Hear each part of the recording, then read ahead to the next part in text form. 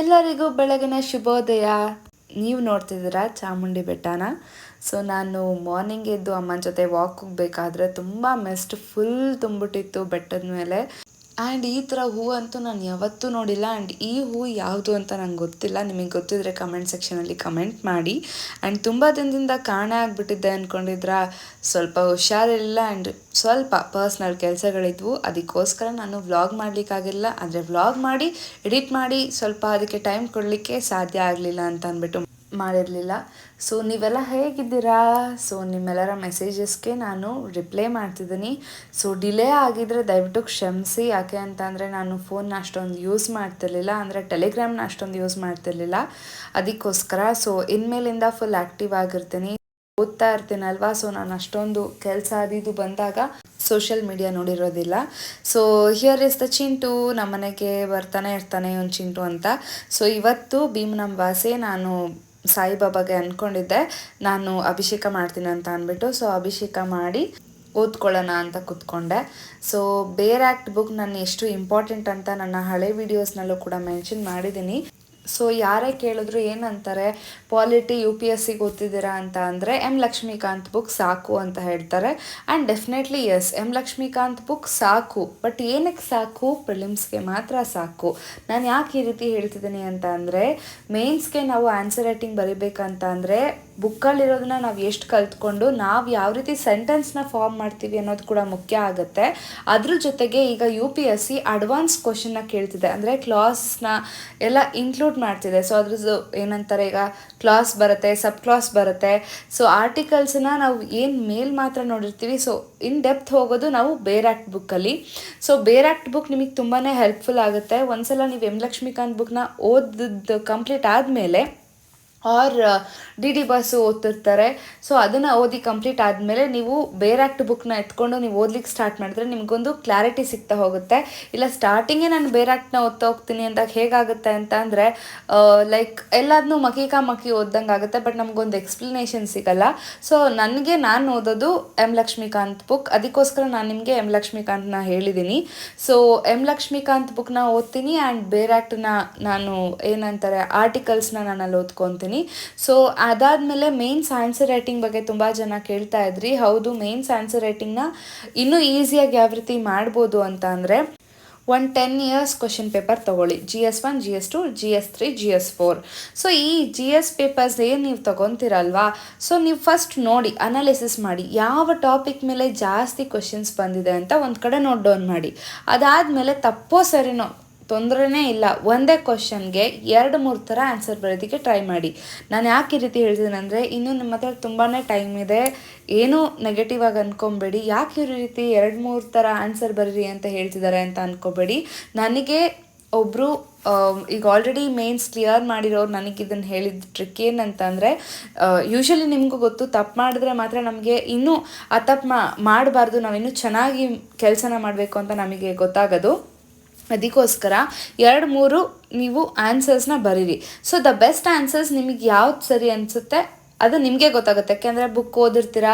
So ನೀವು ಮತ್ತೆ ತಪ್ಪು ಮಾಡಿದ್ದೀನಿ ಅಂತಂದರೆ ಮತ್ತೆ ನೀವು ನೆಕ್ಸ್ಟ್ ಟೈಮ್ ಅಂತೂ ತಪ್ಪು ಮಾಡಲ್ಲ, ನೀವು ನೆಕ್ಸ್ಟ್ ಟೈಮ್ ಇನ್ನೂ ಚೆನ್ನಾಗಿ ಬರೆದಿರ್ತೀರಾ. ಸೊ ಒಂದೇ ಕ್ವಶನ್ಗೆ 2-3 ಥರ ಆನ್ಸರ್ ಬರೀರಿ. ಬರೆದ್ಬಿಟ್ಟು ಒಂದೇ ಸಿಂಪಲ್ ಟ್ರಿಕ್, ನೀವು ಒಂದು ಫೋಟೋ ತೆಕ್ಕೊಂಡು ChatGPTಗೆ ಹಾಕಿ. ಸೊ ನೀವು ಹಾಕಿರೋವಂಥ ಕಂಟೆಂಟ್ ಕರೆಕ್ಟಾಗಿದ್ದರೆ ಅದು ಕರೆಕ್ಟ್ ಅಂತ ಹೇಳುತ್ತೆ. ಇನ್ನೂ ಎಕ್ಸ್ಟ್ರಾ ಏನಾದರೂ ಆ್ಯಡ್ ಮಾಡಬೇಕಾ ಅಂತಲೂ ನೀವು ಅದಕ್ಕೆ ಕೇಳಿದ್ರೆ ನೀವು ಅದಕ್ಕೆ ಇನ್ನೂ ಮೀನ್ಸ್ ಅದೇ ನಿಮಗಿನ್ನೂ ಎಕ್ಸ್ಪ್ಲೇನ್ ಮಾಡುತ್ತೆ, ಇಂತಿಂಥದನ್ನ ನೀವು ಆ್ಯಡ್ ಮಾಡ್ಕೊಳ್ಳಿ, ಸೊ ಇಂತಿಂಥದನ್ನ ನೀವು ಸೇರಿಸಿ ಅಂತ. ಬಟ್ ಅದೇನು ಮಾಡುತ್ತೆ ಅಂದರೆ ಪೈ ಚಾರ್ಟ್ ಹಾಕಿ ಅಥವಾ ನಿಮಗೆ ಒಂದು ಫ್ಲೋ ಚಾರ್ಟ್ ಹಾಕಿ ನಿಮಗೇನೂ ಅದು ಹೇಳ್ಕೊಡಲ್ಲ. ಆದರೆ ಅದೇನು ಮಾಡುತ್ತೆ ಅಂದರೆ ಡಿಸ್ಕ್ರಿಪ್ಟಿವ್ ಆಗಿ ಒಂದು ಆನ್ಸರ್ ಪಾಯಿಂಟ್ 1 2 3 4 ಅಂತ ನಾವು ಏನು ಹಾಕಿ ಬರಿತೀವಿ, ಸೊ ಈ ರೀತಿ ಅದು ಹೇಳ್ಕೊಡುತ್ತೆ. ಸೊ ನೀವು ಅದನ್ನು ಇನ್ನೂ ಕೂಡ ನೀವು ಈಗ ಪ್ರೀವಿಯಸ್ ಇಯರ್ಸಲ್ಲಿ ಬರೆದು ಪಾಸ್ ಆಗಿರೋಂತಹ ಟಾಪರ್ಸ್ ಆನ್ಸರ್ ರೈಟಿಂಗ್ ನೀವು ನೋಡಿದ್ರೆ ಅಲ್ಲಿ ಫ್ಲೋ ಚಾರ್ಟ್ ಇರುತ್ತೆ ಆ್ಯಂಡ್ ಹೆಡ್ಡಿಂಗ್ನ ಮಾರ್ಕ್ ಮಾಡಿರ್ತಾರೆ. ಆ್ಯಂಡ್ ಒಂದು 4 ಪಾಯಿಂಟ್ ನಾವು ಬರೆದ್ರೆ ಆ 4 ಪಾಯಿಂಟ್ ದೊಡ್ಡ ಪಾಯಿಂಟ್ಸಲ್ಲಿ ನಮಗೆ ಹೈಲೈಟ್ ಮಾಡಿರ್ತೀವಿ ಯಾವುದು ಆನ್ಸರ್ಸ್ ಇಂಪಾರ್ಟೆಂಟ್ ಆ ಲೈನ್ಸ್ ಇರುತ್ತೆ ಅದನ್ನು. ಸೊ ಅದನ್ನೆಲ್ಲ ನಾವು ಎಕ್ಸ್ಟ್ರಾ ಮಾಡ್ಕೊಂಡು ಹೋಗಬೇಕು. ಸೊ ಇದು ನನಗೆ ಡೆಫಿನೆಟ್ಲಿ ನಿಮಗೆಲ್ಲ ಯೂಸ್ ಆಗುತ್ತೆ ಅಂತ ಅಂದ್ಕೊಂಡೆ. ಆನ್ಸರ್ ರೈಟಿಂಗ್ ಬಗ್ಗೆ ತುಂಬ ಜನ ಕೇಳ್ತಿದ್ರಿ. ಸೊ ನಾನೊಂದು ಕನ್ಕ್ಲೂಷನ್ ಕೊಡೋಣ ಅಂತ ಅಂದ್ಬಿಟ್ಟು ನಾನು ಇದನ್ನು ಹೇಳಿದೆ. ಡೆಫಿನೆಟ್ಲಿ ನೀವು ಇದನ್ನು ಅಟ್ಲೀಸ್ಟ್ ಒಂದು 5 ಕ್ವಶನ್ಗೆ ಟ್ರೈ ಮಾಡಿ. ನಾನು ಹೇಳಿರೋದು ಡೆಫಿನೆಟ್ಲಿ ನಿಮಗೆ ವರ್ಕ್ ಆಗುತ್ತೆ, ಯಾಕೆಂದರೆ ನಾನು ಕೂಡ ಅದೇ ರೀತಿ ಮಾಡ್ತಿದ್ದೆ. ಆ್ಯಂಡ್ ಇನ್ನೊಂದೇನಂತ ಅಂದರೆ ಇವತ್ತಿನ ದಿನ ನನಗೆ ಪ್ರೊಡಕ್ಟಿವ್ ಸ್ಟಡಿಯ ಜೊತೆಗೆ ಪ್ರೊಡಕ್ಟಿವ್ ಡೇ ಆಯಿತು.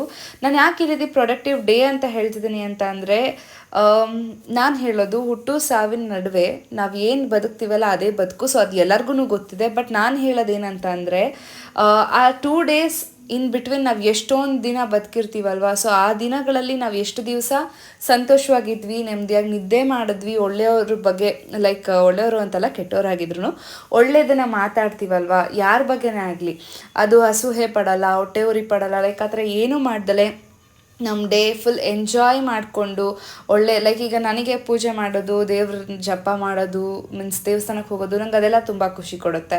ಆ್ಯಂಡ್ ಓದೋದು ತುಂಬ ಖುಷಿ ಕೊಡುತ್ತೆ. ಆ್ಯಂಡ್ ನಮ್ಮವ್ರ ಜೊತೆ ಇರೋದು ನನಗೆ ಖುಷಿ ಕೊಡುತ್ತೆ. ಸೊ ಈ ರೀತಿ ನಮಗೇನೊಂದು ಖುಷಿಯಾಗಿರೋಂಥ ಎನ್ವೈರ್ನ್ಮೆಂಟ್ ಇರುತ್ತೆ. ಸೊ ಇದು ಪ್ರೊಡಕ್ಟಿವ್ ಡೇ. ಸೊ ಅಲ್ವಾ? ಸೊ ಅದಕ್ಕೋಸ್ಕರ ನಾನು ಹೇಳೋದೇನಂತ ಅಂದರೆ 8 ಅವರ್ಸ್ ಸ್ಟಡಿ ನಾನು ಯಾವಾಗಲೂ ಮಾಡ್ತೀನಿ. ನನ್ನ ವ್ಲಾಗ್ ನೋಡೋರಿಗೆ ಡೆಫಿನೆಟ್ಲಿ ಗೊತ್ತಿರುತ್ತೆ. ಸೊ ಆ 8 ಅವರ್ಸ್ ಸ್ಟಡೀಸ್ ಜೊತೆಗೆ ಇಷ್ಟೆಲ್ಲನೂ ಮಾಡ್ಕೊಳ್ಳೋದಕ್ಕೆ ಕೆಲವು ಸಮಯ ಆಗೋದೇ ಇಲ್ಲ. ಯಾಕೆಂದರೆ ಮನೆಯವ್ರಿಗೇ ಕಾಲ್ ಮಾಡಿ ಹೇಗಿದ್ದೀರಾ ಅಂತ ಕೇಳೋದಕ್ಕೆ ಸಮ್ಟೈಮ್ಸ್ ಏನು ಮಾಡೋದು, ಟಾರ್ಗೆಟ್ ರೀಚ್ ಮಾಡೋದಕ್ಕಾಗಿರಲ್ಲ, ಓದೋದು ಎಲ್ಲ ನಿಮಗೆ ಗೊತ್ತಿರುತ್ತಲ್ವ.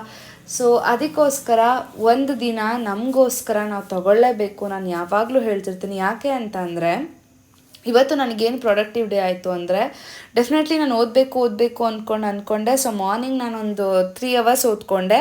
ಆ್ಯಂಡ್ ಈವ್ನಿಂಗ್ ಟೈಮಲ್ಲಿ ಒಂದು 2 ಅವರ್ಸ್ ಓದ್ಕೊಂಡೆ. Only 5 hours. ಹೌದು, ನಾನು ಯಾವಾಗಲೂ 8 ಅವರ್ಸ್ ಕಂಪ್ಲೀಟ್ ಮಾಡೋಳು, 5 ಅವರ್ಸ್ ಕಂಪ್ಲೀಟ್ ಮಾಡಿದೆ. ಬಟ್ ಅಂದ್ರೂ ಕೂಡ ನನಗಿದು ಪ್ರೊಡಕ್ಟಿವ್ ಸ್ಟಡಿ ಆಗಿತ್ತು. ಯಾಕೆ, ನಾನು ಇನ್ವೆಸ್ಟ್ ಮಾಡಿದ 5 ಅವರ್ಸ್ ಕೂಡ, ಆ 5 ಅವರ್ಸ್ ಕೂಡ ನಾನು ಏನು ಓದಿದ್ದೀನಿ ಅದಷ್ಟು ನನ್ನ ತಲೆಯಲ್ಲಿ ಉಳಿದಿದೆ. ಸೊ ಇವಾಗ ನಾವು ಓದಿ ಒಂದು ಕ್ಲಾಸ್ ಕೇಳಿ ಮುಗಿಸ್ಬಿಟ್ರೆ ಅಲ್ಲಿ ಏನೂ ಆಗಲ್ಲ.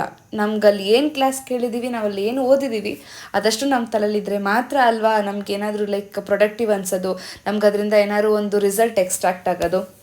ಅದಕ್ಕೋಸ್ಕರ ಪ್ರೊಡಕ್ಟಿವ್ ಡೇ ಅಂತ ಅಂದರೆ, ಇವತ್ತು ನೀವು ನನ್ನ ವ್ಲಾಗಲ್ಲಿ ನೋಡಿರ್ಬೋದು ಕಂಪ್ಲೀಟ್ ಪ್ಯಾಕೇಜ್. ನಾನು ಎಷ್ಟು ಸ್ಪಿರಿಚುವಲ್ ಆಗಿರೋದಕ್ಕೆ ಇಷ್ಟಪಡ್ತೀನಿ. ಸೊ ಅಷ್ಟು ಇವತ್ತಿನ ಡೇ ಸ್ಪಿರಿಚುವಲ್ ಆಗಿತ್ತು. And I am very happy to say that. And ನಿಮಗೆಲ್ಲರಿಗೂ ಇನ್ನೂ ಬೇರೆ ರೀತಿಯ ಲೈಕ್ ಕೆಲವ್ರಿಗೆ ಔಟಿಂಗ್ ಹೋಗೋದಕ್ಕೆ ಇಷ್ಟ ಇರುತ್ತೆ. ಆ್ಯಂಡ್ ಕೆಲವ್ರಿಗೆ ಫ್ಯಾಮ್ಲಿ ಜೊತೆನೇ ಟೈಮ್ ಸ್ಪೆಂಡ್ ಮಾಡಲಿಕ್ಕೆ ಇಷ್ಟ ಇರುತ್ತೆ. ಇನ್ನು ಕೆಲವ್ರಿಗೆ ಮೂವೀಸ್ ನೋಡೋದಕ್ಕೆ ಇಷ್ಟ ಇರುತ್ತೆ. ಸೊ ನಾನು ಹೇಳೋದ್ನಲ್ವ, ಹುಟ್ಟು ಸಾವಿನ ನಡುವೆ ನಾವು ಏನಿರ್ತೀವಿ, ಸೊ ಅದು ನಮ್ಮ ಲೈಫ್ ಅಂತ. ಸೊ ಅಲ್ಟಿಮೇಟ್ಲಿ ನಾವು ಏನೇ ಮಾಡೋದಿದ್ರು, ಒಂದು ನಮ್ಮ ಹೊಟ್ಟೆಗಾಗಿ, ಒಂದು ನಮ್ಮ ಜೊತೆಗಿರೋರ್ಗಾಗಿ. ಸೊ ಈ ಥರ ಎಲ್ಲ ಇದ್ದಾಗ ನಮಗೋಸ್ಕರ ನಾವು ಏನು ಮಾಡಿದ್ವಿ ಅಂತ ನಾವು ಕೇಳ್ಕೊಂಡಾಗ, ಏನು ಮಾಡಿದ್ವಿ ಅಂತ ಅಂದ್ಕೊಳ್ಳೋದಕ್ಕಿಂತ ಅಟ್ಲೀಸ್ಟ್ 1 ಮಂತಲ್ಲಿ 1 ಡೇ ಅಥವಾ 2 ಡೇ ನಿಮಗೋಸ್ಕರ ನೀವು ಇನ್ವೆಸ್ಟ್ ಮಾಡ್ಕೊಳ್ಳಿ. ನೀವು ಎಷ್ಟೇ ಅವರ್ಸ್ ಕೆಲಸ ಮಾಡಿ, ಎಷ್ಟೇ ಅವರ್ ಓದಿ, ನೀವು ಏನೇ ಕಷ್ಟಪಡಿ, ಅದರಲ್ಲಿ 1 ದಿನ ಅಥವಾ 2 ದಿನ, 1 ತಿಂಗಳಲ್ಲಿ ನೀವು ನಿಮಗೋಸ್ಕರ ಇನ್ವೆಸ್ಟ್ ಮಾಡ್ಕೊಳ್ಳಿ. ಆ ಸಮಯನ ಡೆಫಿನೆಟ್ಲಿ ನೀವು ಆ ಒಂದು ಎಂಜಾಯ್ಮೆಂಟ್ ಇದೆಯಲ್ಲ, ತುಂಬಾ ಖುಷಿಯಾಗುತ್ತೆ. ಇದನ್ನು ನೀವು ಎಕ್ಸ್ಪೀರಿಯೆನ್ಸ್ ಮಾಡಿ, ನಿಮಗೆ ಡೆಫಿನೆಟ್ಲಿ ಗೊತ್ತಾಗುತ್ತೆ. ಆ್ಯಂಡ್ ಇದನ್ನು ನಾನು ಈ ಥರ ಎಕ್ಸ್ಪೀರಿಯೆನ್ಸ್ ಮಾಡ್ಬೇಕು ಅಂದ್ಕೊಂಡಿದ್ದು ಭೀಮ್ ಅಮಾವಾಸ್ಯೆ ದಿನ. ಯಾಕೆಂದರೆ ಪೂಜೆ ಎಲ್ಲ ಮಾಡಬೇಕಿರುತ್ತೆ. And it was totally unexpected. ನಾವು ದೇವಸ್ಥಾನಕ್ಕೆ ಹೋಗಿದ್ದು, ಸಚ್ಚಿದಾನಂದ ಆಶ್ರಮಕ್ಕೆ ಹೋಗಿದ್ದು ನನಗೆ ಡೆಫಿನೆಟ್ಲಿ ಅನ್ಎಕ್ಸ್ಪೆಕ್ಟೆಡ್. ನಾನು ಅನ್ಕೋತಾ ಇದ್ದೆ, ಏನಂತ ಅನ್ಕೊತಿದ್ದೆ ಅಂದರೆ, ಸ್ವಾಮಿ ನಿಮ್ಮನ್ನು ನೋಡಬೇಕು, ಲೈಕ್ ಮ್ಯಾನಿಫೆಸ್ಟ್ ಮಾಡ್ತಿದ್ದೆ. ನನಗೆ ದೇವಸ್ಥಾನಗಳಿಗೆ ಹೋಗಬೇಕು, ತುಂಬ ದಿನ ಆಯಿತು, ಬರೀ ಓದ್ತಾನೇ ಇದ್ದೀನಿ, ಒಂಥರ ಸ್ಟ್ರೆಸ್ ಫೀಲ್ ಆಗ್ತಿದೆ ಅಂತ. ಯಾಕೆಂದರೆ ಬರೀ ಓದ್ತಾ ಇದ್ದರೆ ಒಂಥರ ರೂಮ್ ಒಳಗೆ ನಾವು ಇದ್ದು ಒಂಥರ ಸ್ಟ್ರೆಸ್ ಫೀಲ್ ಆಗಿ, ಲೋನ್ಲಿನೆಸ್ ಫೀಲ್ ಆಗಿ ಒಂಥರ ಆಚೆ ಬರಬೇಕು ಅಂತ ಅನ್ನಿಸ್ತಿತ್ತು. ಆ್ಯಂಡ್ ಸಡನ್ ಆಗಿ ಆಂಟಿ ಕರೆದ್ರು. ಆ್ಯಂಡ್ ನಾನು ಅಮ್ಮ ಹೋಗಿ ಬಂದ್ವಿ ದೇವಸ್ಥಾನಕ್ಕೆ. And it was ultimate day. ಅದಾದಮೇಲೆ ನಿಮ್ಮೆಲ್ಲರಿಗೂ ರಿಕ್ವೆಸ್ಟ್ ಮಾಡ್ತಿದ್ದೀನಿ, ದಯವಿಟ್ಟು ಓದೋದನ್ನ ಕಮ್ಮಿ ಮಾಡ್ಕೊಳ್ಳಿ ಅಂತ ನಾನು ಹೇಳ್ತಿಲ್ಲ. ಸೊ ಇವತ್ತು ನಾನು 5 ಅವರ್ಸ್ ಓದಿದ್ದೀನಿ ಅಂತಂದರೆ ಡೆಫಿನೆಟ್ಲಿ ಇನ್ನು 3 ಅವರ್ಸ್ನ ನಾನು ನಾಳೆ 9 ಅವರ್ಸ್ ಓದಿ ನಾನು ಅದನ್ನು ಕಂಪ್ಲೀಟ್ ಮಾಡ್ಕೊತೀನಿ. ಬಟ್ ನಿಮ್ಮೆಲ್ಲರ ಹತ್ರ ರಿಕ್ವೆಸ್ಟ್ ಏನಂತ ಅಂದರೆ, ಒಂದೇ ತಿಂಗಳಲ್ಲಿ ಅಂದರೆ 30 ಡೇಸ್ ಅಥವಾ 31 ಡೇಸಲ್ಲಿ ಜಸ್ಟ್ 1 or 2 ಡೇಸ್ ನಿಮಗೋಸ್ಕರ ಅಂತ ಇನ್ವೆಸ್ಟ್ ಮಾಡ್ಕೊಳ್ಳಿ ವಿತ್ ಯುವರ್ ವರ್ಕ್ಸ್. ಓಕೆನಾ? ಮತ್ತೆ ನಾಳೆ ಸಿಗೋಣ. ನಮ್ಮ ಸ್ಟಡಿ ವ್ಲಾಗ್ ನಿಮಗೆ ಇಷ್ಟ ಆಗಿದ್ದಲ್ಲಿ ಲೈಕ್ ಮಾಡಿ, ಶೇರ್ ಮಾಡಿ, ಕಮೆಂಟ್ ಮಾಡಿ, ಸಬ್ಸ್ಕ್ರೈಬ್ ಮಾಡೋದನ್ನ ಮರಿಬೇಡಿ. ಆ್ಯಂಡ್ ನಾನು ಹೇಳಿದ್ನ ಮರಿಬೇಡಿ. ಓಕೆನಾ? Thank you.